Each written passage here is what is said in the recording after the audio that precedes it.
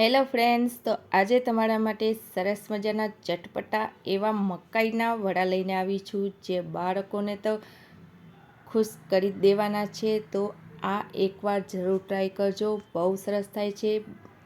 તો આપણે સ્ટાર્ટ કરીએ આપણી આ રેસીપી. સૌપ્રથમ આપણે મકાઈ લઈ લેવાના છે, તેને છોલી છાલ ઉતારીને તેના આપણે દાણા કાઢી લેશું. આપણે દાણા કાઢી લીધા છે, જોઈ શકો છો. એક મિક્સર જારમાં આ બધા મકાઈ દાણા આપણે અચકચરા જેવા પીસી લેશું. એકદમ ફાઇન પીસવાનું નથી. આપણે જોઈ શકો છો તમે, આપણે આ અચકચરા જ પીસ્યા છે. હવે તેને બાઉલમાં કાઢી તેમાં આપણે હવે મસાલા એડ કરવાના છે. સૌપ્રથમ આપણે 1 વાટકી જેટલો આપણે તપકીનો લોટ લેશું, એને આડા લોટ પણ કહે છે.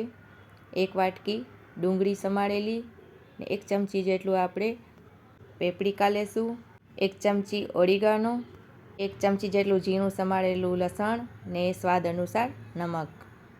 હવે તેને બરોબર રીતે આપણે મિક્સ કરી દેવાનું છે.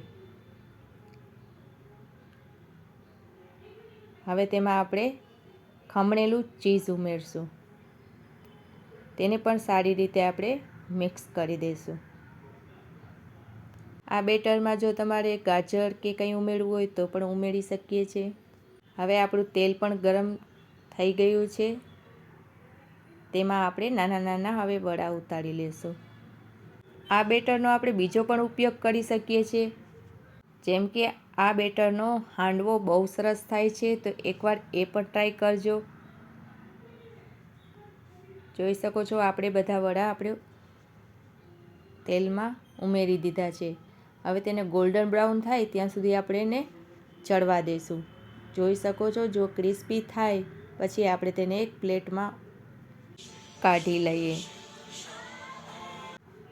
બીજા વડા પણ આપણે તેવી જ રીતના બનાવી લેશું અને તેને પણ ગોલ્ડન બ્રાઉન થાય ત્યાં સુધી આપણે ક્રિસ્પી થવા દેશું.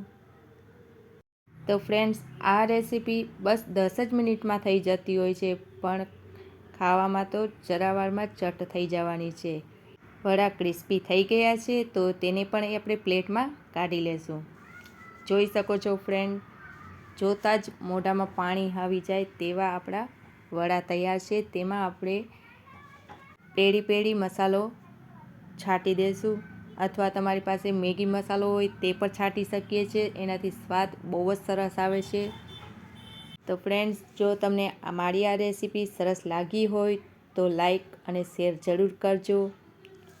મારા ચેનલ ઉપર જો નવા હોય તો ચેનલને સબસ્ક્રાઈબ કરી લેજો.